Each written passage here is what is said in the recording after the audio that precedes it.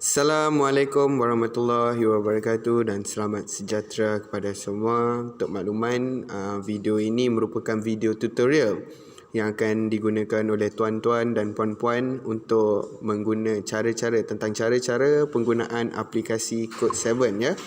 Jadi dekat sini selepas mendapat ID daripada pihak kami, tuan boleh masukkan ID dan masukkan password, tekan saja login.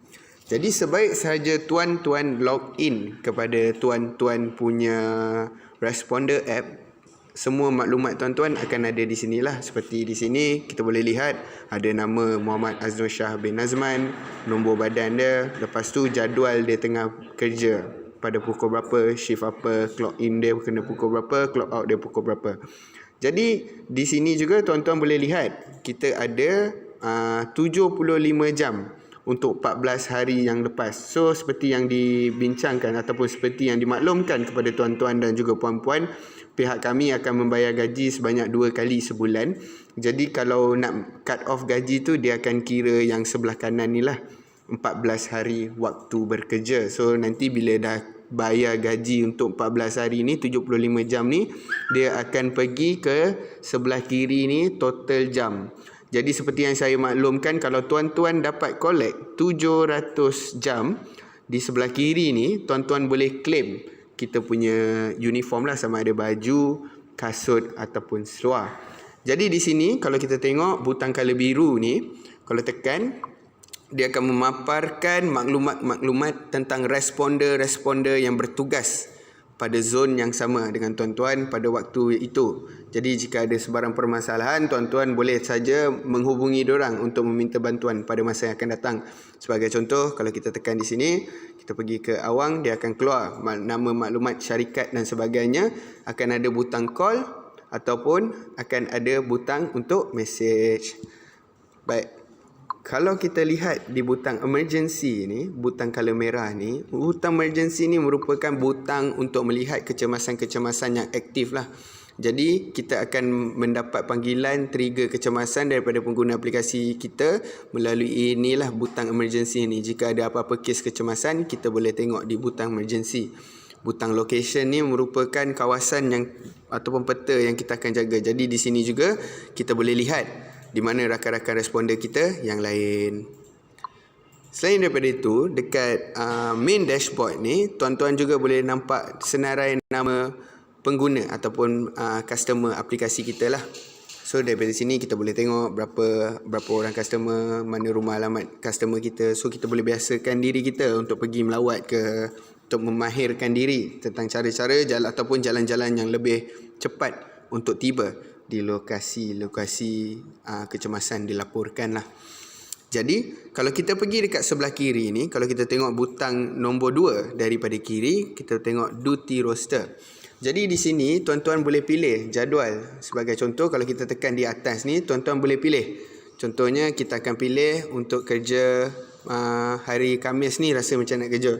So kita tekan dekat sini, kita OK, kita tekan dekat add duty roster. So kita boleh pilih jadual mana, jadual pukul berapa tuan nak pilih. So sebagai contoh, kita ambil ni, kita submit, kita confirm.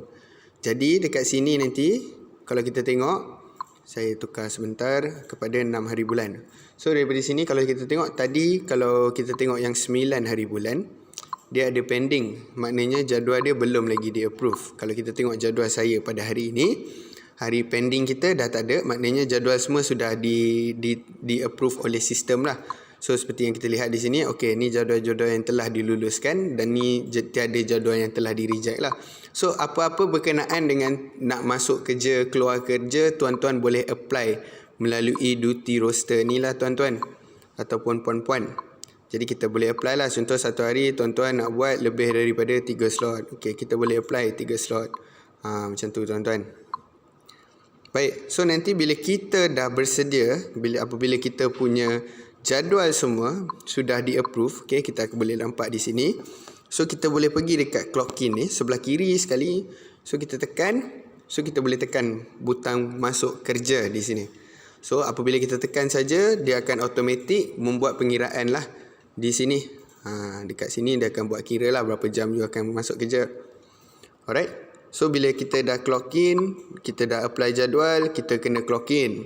So selain daripada itu, apa lagi perkara-perkara ataupun function kepada aplikasi Code 7 Responder ni? Kalau kita tengok butang nombor 2 daripada kanan, butang case, dia akan memaparkan berapa banyak case yang kita telah selesaikan. Okey, apa maklumat-maklumat yang telah didapati kepada waktu ataupun kes yang telah diselesaikan oleh tuan-tuan dan puan-puan. So daripada sini kita akan tentukan jugalah untuk sewaktu proses kenaikan pangkat, kita akan tengoklah berapa banyak tuan-tuan respon sewaktu bertugas menjadi responder. Jadi di sini juga saya ingin mengajar, jika ada individu ataupun tuan-tuan puan-puan di sini yang ingin untuk menukar bahasa kepada bahasa Melayu ataupun bahasa Mandarin, tuan-tuan boleh tukar di butang change language di sini.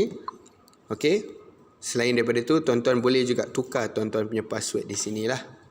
Baik, jika ada persoalan boleh berhubung dengan tim Code 7. Jika ada sebarang pertanyaan juga boleh bertanya dengan kami pada bila-bila masa. Sekian, terima kasih.